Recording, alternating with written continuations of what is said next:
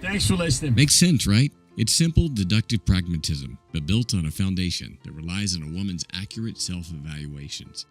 The genuine desire they used to experience at the outset of their relationship was predicated upon a completely unknown set of variables. Overtly communicating a desire for a reciprocal desire creates obligation, and sometimes even ultimatums. Genuine desire is something a person must come to or be led to of their own volition. You can force a woman by threat to comply with behaving in a desired manner, but you cannot make her want to behave that way. A prostitute will fuck you for an exchange. It doesn't mean she wants to. Whether in a monogamous marriage, LTR, or one-night stand, ONS, strive for genuine desire in your relationships.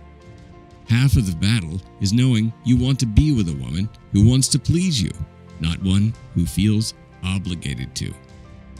You will never draw this genuine desire from her by overt means, but you can covertly lead her to this genuine desire. The trick in provoking real desire is in keeping her ignorant of your intent to provoke it. Real desire is created by her thinking it's something she wants, not something she has to do. The desire dynamic. A woman's imagination is the single most useful tool in your game arsenal. Every technique, every casual response, every gesture, intimation, subcommunication hinges on stimulating a woman's imagination. Competition anxiety relies on it. Demonstrating higher value, DHV, relies on it. Prompting sexual tension relies on it. Call it caffeinating the hamster, if you will. But stimulating a woman's imaginings is the single most potent talent you can develop in any context of a relationship. Divulging the full truth of themselves to women in the mistaken belief that women desire that truth as a basis for qualifying for their intimacy. Learn this now. Women never want full disclosure. Nothing is more self-satisfying for a woman than to think she's figured a man out based solely on her mythical feminine intuition, i.e., imagination. When a man overtly confirms his character, his story, his value, etc. for a woman, the mystery is dispelled and the biochemical rush she enjoyed from her imaginings, her suspicions, her self-confirmations about you are gone. Most guys with a beta male mindset classically do exactly this on the first date and wonder why they get LJBF promptly after it. This is why. Familiarity is anti-seductive. Nothing kills game, organic passion, and libido like comfortable familiarity. Despite their common filibuster tactics, women don't want to be comfortable with a potential or proven sex partner. They need their imagination stoked to be excited, aroused, and anxious to want sex with a potential partner. In an LTR, there's an even more critical need to keep prodding that imagination. I would go so far as to say it's imperative for a healthy relationship. But then you'll ask, how do you go about that when your LTR girlfriend or wife already knows your story and the familiarity becomes cemented in? The easy answer is, let it never be from the outset. The health of any LTR you might entertain depends and survives on the frame you enter it with.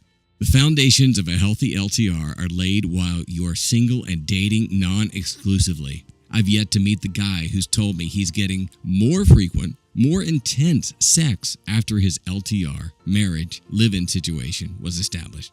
The primary reason for this is the relaxation of the competition anxiety that made the urgency of fucking you with lustful abandon in your dating phase an imperative to get you to commit to her frame. That's the crux of the matter that so many guys fail in. They surrender the frame before they commit to an LTR. They believe, thanks to their feminine conditioning, that commitment necessitates and is synonymous with acquiescing to her frame control. Combine this with anti-seductive familiarity and the growing commonness of your own value because of it, and you can see exactly why her sexual interest wanes. So what do you do to prevent that? First and foremost, understand that whose frame you enter into an LTR with sets the foundation of that LTR. If you find yourself buying into the "it's women's world and we just live in it" mentality, where your default presumption is that commitment means she wins by default, you lose. and that's just how it is. Don't even consider an LTR. She enters your world, not the other way around. Secondly, you need to cultivate an element of unpredictability about yourself prior to and into an LTR. Always remember, perfect is boring.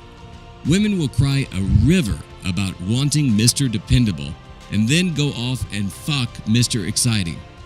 In an LTR, it's necessary to be both, but not one at the expense of the other.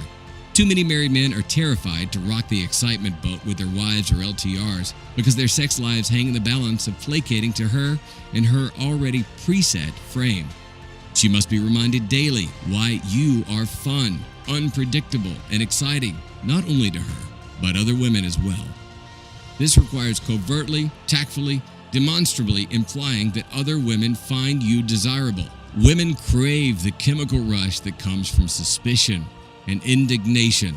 If you don't provide it, they'll happily get it from tabloids, romance novels, The View, Tyra Banks, or otherwise living vicariously through their single girlfriends. By playfully staying her source of that rush, you maintain the position of stimulating her imagination. Married men who were defeated before they committed don't think that elements of game apply to marriage out of fear of upsetting their wives' frame, when in fact, being cocky and funny, neg hits, and many other aspects of game work wonderfully. Just kicking her in the ass and busting her chops playfully is sometimes enough to send the message that you're fearless of her response. You can break her frame with cockiness and the imaginings that come with it. Breaking from an established, predictable familiarity is often a great way to fire her imagination. Married guys will report how sexual their wives become after they get to the gym and start shaping up after a long layoff or for the first time. It's easy to pass this off as looking better makes women more aroused, which is true, but underneath, that is the breaking of a pattern. You're controllable and predictable so long as you're pudgy and listless. What other woman would want you? But start changing your patterns, get into shape, make more money, get a promotion, improve and demonstrate your higher value in some appreciable way, and the imagination and competition anxiety returns.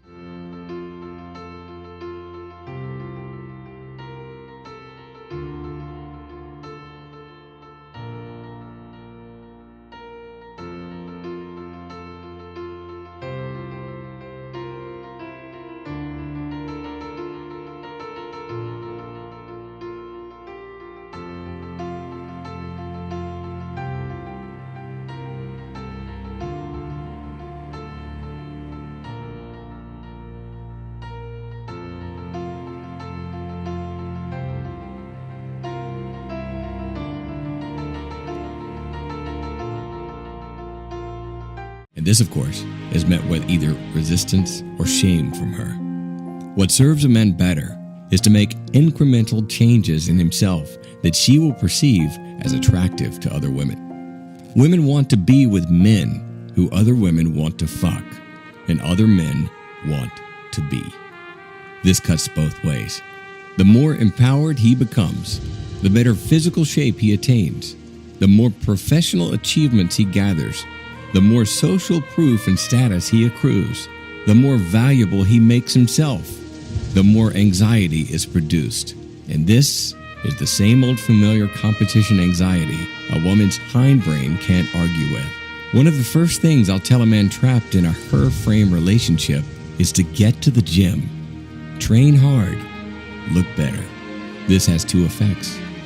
First, it makes her physical interest in fucking increase. And second, it fires up that imagination. Why is he doing this? He's really looking better these days. I see it, and other women must see it too.